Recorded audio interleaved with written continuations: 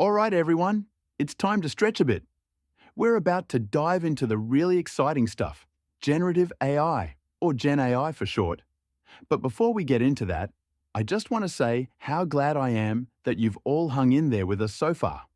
We've laid a strong foundation, covering the basics of AI and machine learning, and now you're equipped with the knowledge you need to really understand what makes GenAI so fascinating.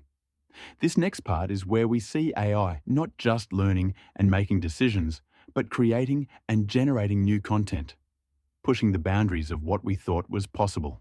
So, take a deep breath, get ready, and let's explore the world of GenAI.